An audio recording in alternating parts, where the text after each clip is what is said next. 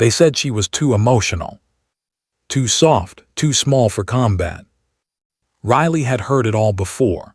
In the briefing tent at Granite Ridge, soldiers exchanged glances when she walked in. Quiet smirks, shoulder bumps, the kind of dismissal that doesn't need words. She was 24, 5'3", 118 pounds. And she was tired of being invisible. But what they didn't know, what they couldn't see, was that Riley had memorized every elevation mark in draw, every slope, every artillery table from Bravo Fire Battery. She'd done it alone in her bunk while the others slept, because she never wanted to guess when lives depended on precision. The morning briefing started like every other. Major Cole stood at the map board reading off call signs. His voice carried 15 years of Special Forces command. Steady, certain. Operation Desert Vale, Sector Echo 19, Recon Team your lead, Overwatch set north. Then he paused. Comms, you remain, fire support logging and radio relay. Her jaw tightened. She'd already opened her notebook, pen ready. Her record was flawless, marksman's badge, top 5%, artillery calculations in her head faster than most could type them, language scores off the charts. But none of it mattered. Again, she was pinned behind the console. The others collected their gear. One sergeant muttered under his breath. Good, don't need her freezing when it gets hot. He didn't know Riley heard. She didn't flinch. She wrote down the assignments, closed her book, and carried the weight alone. People thought she looked fragile, thought she cared too much. She did care. That was the problem. By midday, the patrols rolled out. Dust clouds trailed across the Afghan plateau. Riley returned to her comms bay. Screens glowed, radios hissed, nothing unusual. She logged transmissions, filed reports, adjusted antennas by habit. Routine. At 15:07, the routine ended. Static cracked across the channel, then a clipped voice, breathless. Granite Ridge, this is Dagger 1, taking heavy fire, ambush in Echo 19. Bursts of M4 and AK fire bled through the transmission. Explosions rattled the mic. 2 down, 1 critical, request immediate extraction. Riley's fingers flew across the console, boosting gain, clearing the feed. Major answered from the command shack. Hold position, QRF en route, ETA 14 minutes, can you stabilize? A pause, then, negative sir, too many hostiles, we're moving south. 1 man crashing, need fire support to cover. Riley's pulse hammered. But her mind was sharp. She had studied Echo 19 like a second home. She could picture the ravine, the culverts, the north ridge where fighters would set PKMs. Artillery could clear a path if it came in time. Keyed the fire battery. Bravo Fire, this is Granite Ridge. Stand by for coordinates. The answer came cold. Copy, but no certified FO on site. Danger close, not authorized. Silence fell. Every operator in the bay glanced at Riley. She had the grid memorized. She had the skill. But she had no authority. Before anyone moved, another signal broke through. Any station, this is SEAL Team 9, we are pinned. Draw, Grid Echo 1947, 2 effectives, 2 critical wounded, surrounded, need help now. The room froze. 2 units cut off. Rescue team still 14 minutes out. Air support unavailable, artillery locked by rules. Riley stood. Her headset clattered to the table. She stripped the spare med pack from the wall, snapped on her vest. Sergeant stepped into the doorway. Where do you think you're going? Her answer was level, almost calm. South Culvert, they've got 10 minutes, maybe less. If no one goes, they die. You're not infantry, snapped. Orders keep you here. Riley slung her carbine, checked the magazine, pulled the strap tight. Then tell this, I didn't stay to watch them die on the radio. She brushed past him, boots hitting gravel. Outside, the sun baked the gold. She unfolded a creased topo sheet, traced the route with a marker, Granite Ridge to draw, 4.8 kilometers, Echo 19 carved deep, lined with rock outcrops, perfect for ambush. She started moving. Fast, low, efficient. The desert wind hissed over empty ground, carrying the faint rattle of gunfire ahead. Each step took her further from orders, deeper into enemy territory. Every step carried the weight of one choice. Whether caring too much was weakness, or the only reason men would still be alive by nightfall. The first kilometer was all gravel and dust. Riley moved fast but low, rifle tight across her chest. Heat shimmered but her breathing stayed measured, her steps calculated. She chose the eastern line of march. A drainage cut carved by seasonal floods ran like a scar along the slope. To anyone else, it was just another dry ditch. But she knew it masked movement from the high ground ahead. Faint echoes carried back on the wind, rifle bursts, heavier machine guns, the hollow thump of RPGs. Each report told her the SEALs were still alive, still resisting. That knowledge pressed her forward. The radio hissed in her ear. "Granite, this is Dagger 1, pressure dropping, BP 60 systolic, repeat 60, we need fluids now or he's gone." Riley pushed harder. Loose rocks slid beneath her boots, rattling down the slope. She adjusted, knees bent, arms absorbing impact. No hesitation. She couldn't afford it. She keyed her mic low. "Bravo Fire, this is Granite Riley. Request immediate HE proximity fuses. North Ridge Echo 19. Friendlies danger close, 280 meters." Static, then a clipped refusal. "Negative, you're not FO certified. Danger close not cleared." Her teeth clenched. The SEALs didn't have 14 minutes. They had minutes, maybe less. And the bureaucracy was already killing them. Then Briggs cut across the net, voice raw but certain. "Bravo Fire, this is SEAL Team 9 Actual. I authorize Riley as FO temporary. Put steel on target or we lose everyone here." A pause. Then the Fire Direction Center relented. "Copy authority. Fire mission accepted. Shot out. 25 seconds." The clock started ticking in her head. 25. 20. 15. She sprinted through the ditch, boots hammering the parched earth. At 5 she dropped flat, pressing herself against the dirt. The world detonated. High explosive shells slammed showering rock fragments into the air. The sound was a wall rolling over her chest. Dust filled the drainage cut. Riley forced herself forward, coughing, eyes narrowed. A fragment ripped across her forehead, leaving a hot line and a roar in her ears. She wiped blood with her sleeve. And kept moving. She broke into open ground. For 5 seconds she was exposed, a lone figure in desert sun. AK fire cracked, rounds slapping the dirt around her. She dove again, crawling under thorn brush until the slope shielded her. Her comms faltered, signal bars dipped as she entered the shadow of draw. The SEAL transmissions were breaking, chopped by terrain. Without a clean line, she couldn't call the next mission. She spotted a snapped radio mast half buried in rock. The base still stood like a jagged spear. Climbing meant exposure. Staying meant silence. She climbed. Hand over hand, boots slipping against metal, she hauled herself up. Fire snapped past. One round tearing into her thigh. Shock flared white. But she locked a tourniquet in place mid-climb, cinched it, and kept going. At the top, comms cleared. She keyed the net, voice calm. "Briggs, I'm inbound, East Culvert, 90 seconds. The tower groaned under her weight. She dropped, rolling, hitting dirt hard. But the signal stayed alive. She covered the last stretch, crouched low. The firefight roared louder now, sharp cracks echoing off rock walls. shouts in Pashto carried between bursts. She tasted the grit of cordite in the air.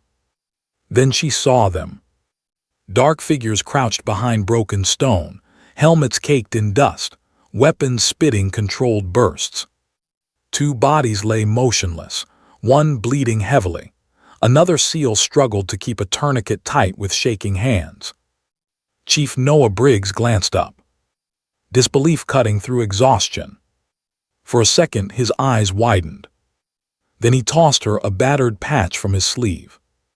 "You run fire missions, we'll keep them alive." Riley didn't waste words. She pressed against the wall, scanning ridges. She pointed quickly. 2 PKM nests north slope, 1 RPG flanking west, LZ south flat but winds unstable. The men nodded, adjusting their fields of fire. No time for discussion. No room for doubt. She keyed Bravo fire again. Shift target 60 meters west, 3 rounds fuse, splash in 20. Shot out 20 seconds. The SEAL with shaking hands jammed a fresh mag into his rifle.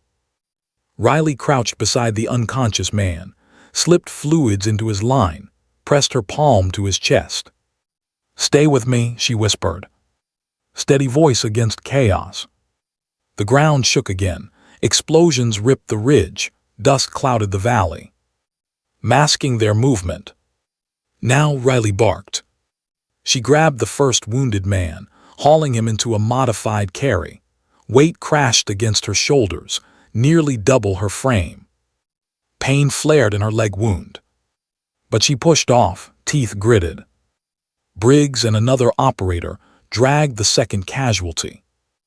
Muzzle flashes flickered in the haze as the team shifted south, step by step. Each detonation overhead was a shield. Each second earned by fire and risk. Riley hit the culvert floor hard, lungs burning. She adjusted the unconscious SEAL across her shoulders, feeling his gear slam into her spine. Every step forward was like dragging an anchor through broken stone. Chief Briggs yelled over the firefight. PKM nest still active, north slope. The enemy poured suppressive fire, tracers cutting orange arcs through dust, rocks shattered where bullets struck. Riley ducked low, using the natural walls for cover. She keyed the net, voice clipped but steady. Bravo fire adjust north ridge, shift 60, 3 rounds, splash in 20. The battery answered with practiced calm. Shot out 20 seconds. She exhaled, braced the weight, and pushed forward. Pain lanced through her thigh, where the earlier round had torn muscle. Her boot slipped in loose gravel, but she caught herself, shoulders screaming under the burden. Briggs and another SEAL dragged the second casualty behind her, rifles coughing in short bursts. The fight had become a crawling exodus. Step by step, held together by will and fire missions. The ground convulsed. High explosives slammed the ridge, throwing dirt and smoke across the valley. The PKM nests fell silent for a heartbeat. Everything stilled. Then the west flank lit up. An RPG roared from the lip, streaking toward their culvert. Riley spun, carbine snapping to her shoulder. She fired once. The round snapped the gunner off his feet. The rocket veered, detonating harmlessly against rock. Her ears rang. She counted quickly. 6 rounds left. The culvert narrowed, funneling them toward the flat ground south. That zone was their lifeline. Helicopter blades thundered faint in the distance, still minutes out. Enemy fighters adapted fast. Muzzle flashes erupted along the western slope. Bullets raked the channel, forcing Briggs's men flat. They couldn't move the wounded forward without cover. Riley understood. She was the only one with angle and ammunition left. She set the SEAL down carefully against rock, then crawled forward, exposing herself to the kill line. Her rifle barked in controlled singles. Each shot counted. One fighter down, another forced behind cover. She shifted constantly, never giving the enemy a fixed silhouette. Dust clouded around her as rounds snapped inches away. A bullet struck. Impact tore through her right shoulder, spinning her sideways. The carbine slipped from her grasp. White heat exploded through her nerves. She gritted her teeth, snatched the weapon with her left, and kept firing one-handed. Briggs shouted, "You're hit." She didn't answer. She couldn't waste the breath. She lined sights again, muzzle steady despite the tremor in her arm. Another burst of fire ripped across the culvert. She felt something punch into her side, just under the vest. Air rushed out of her lungs, metallic taste rising in her throat. She dropped low, pressed her palm against the wound. Then lifted the rifle again. 5 rounds left. She fired again, precise, suppressing a ridge gunner long enough for Briggs's team to crawl another 10 meters with their casualty. The world shrank to the rhythm of her heartbeat and the click of her trigger. Each squeeze was pain, but each squeeze bought seconds. Then another strike.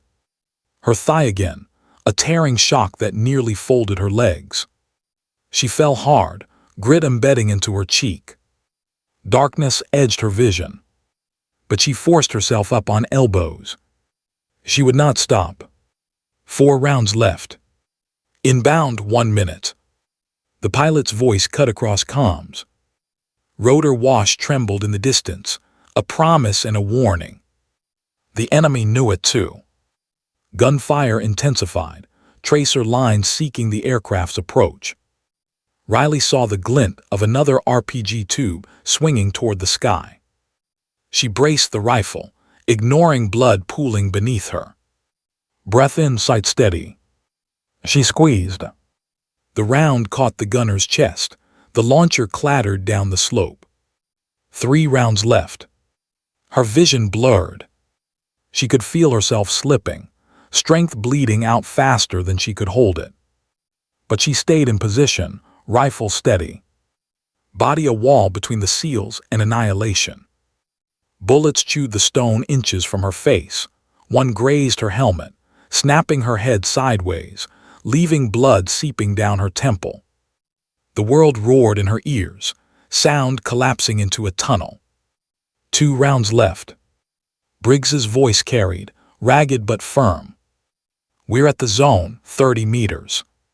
He was dragging the second casualty, muscles straining, refusing to quit. Riley forced herself upright.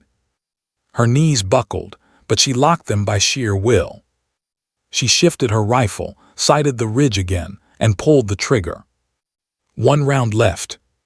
The dropped into view, rotors hammering the air, dust billowing across the LZ. Its crew chief leaned out, waving frantically. Gunfire lashed at the aircraft, tracer arcs glinting through haze. Riley planted her feet, steadied the carbine. She fired her last round at the machine gun nest tearing at the helicopter. The fighter slumped, weapon falling silent. Empty. But it was enough. Briggs's team surged the final stretch, hauling both wounded into the wash of rotor blades. The crew chief pulled them aboard, shouting over the chaos. Riley tried to lift her casualty again. Her arms gave out. She dropped to her knees, body refusing to obey. Blood soaked her vest, dripping into the dirt. Briggs reached her, grabbing under her arm. His eyes widened at the crimson spreading across her uniform. Jesus, you're torn apart. Her lips barely moved. Get them out.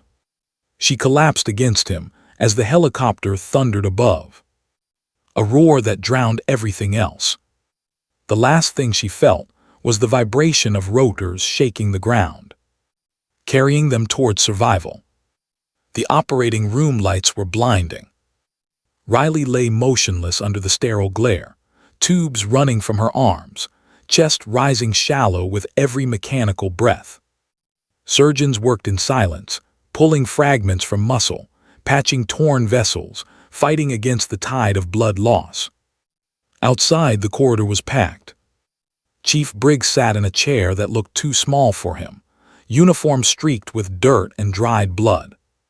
He hadn't moved in hours.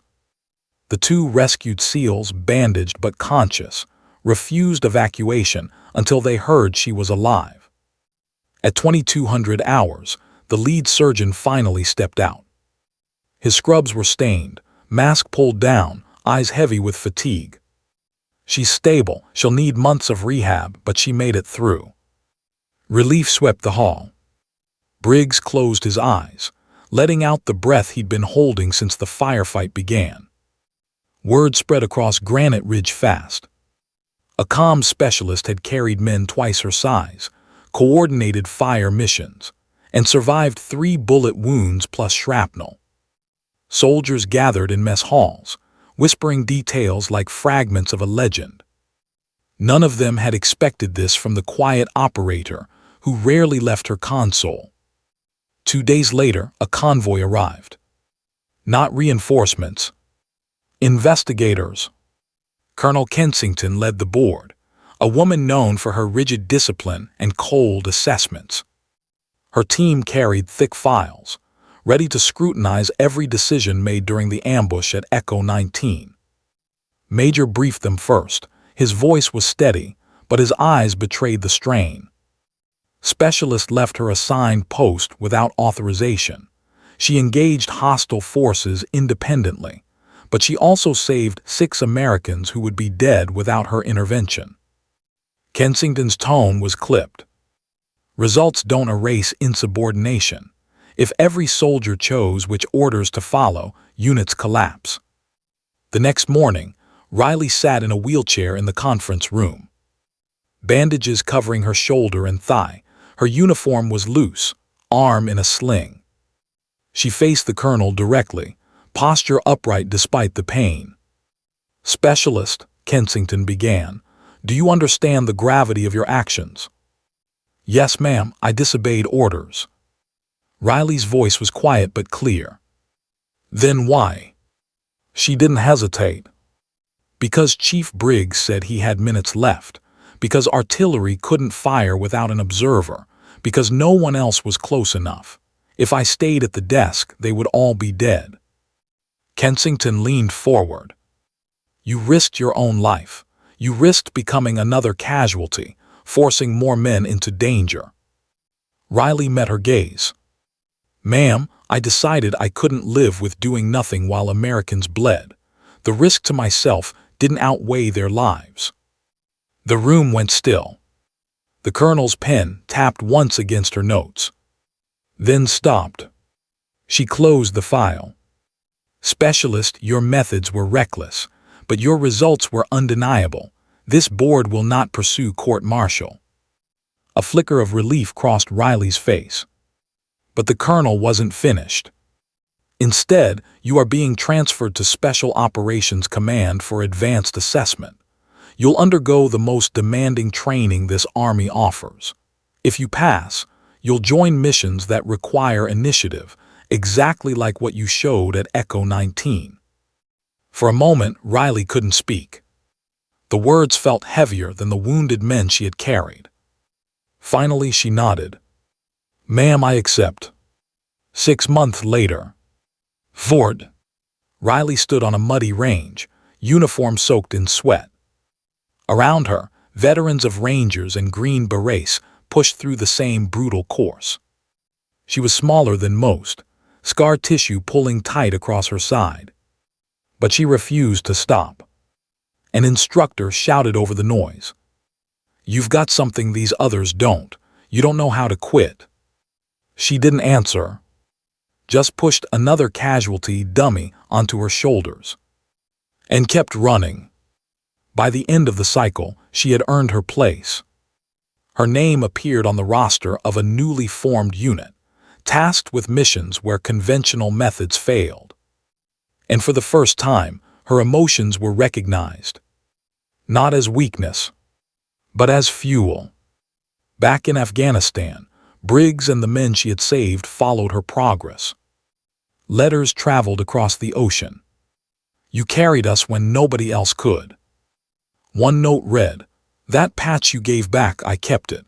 I'll wear it until the day I can fight beside you again." At the Pentagon, analysts dissected every detail of Echo 19. Reports argued that emotional investment might be as critical as technical skill. Riley's performance became case study material, challenging the old idea that detachment defines strength. 1 year after the ambush, she returned to Washington. Now a lieutenant, scars hidden under the dress uniform. She walked into a briefing room filled with generals and civilians. Maps lined the walls, charts glowing on projectors.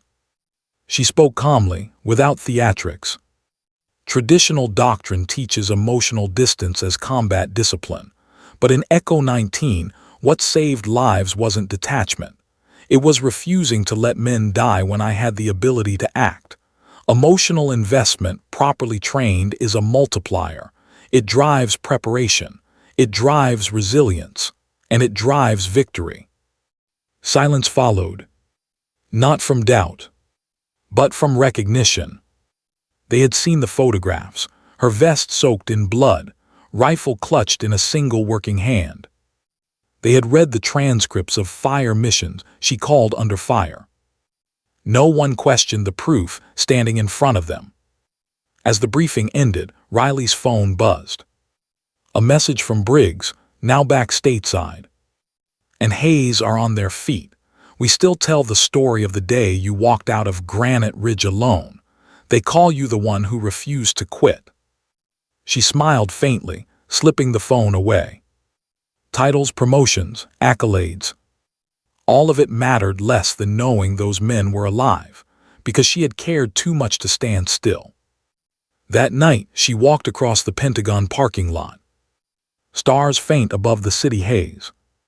Her body still ached, the scars never fully healed. But her stride was steady. She knew new missions awaited, harder than before. People had once called her too emotional. Now special operations called her when no one else could finish the fight.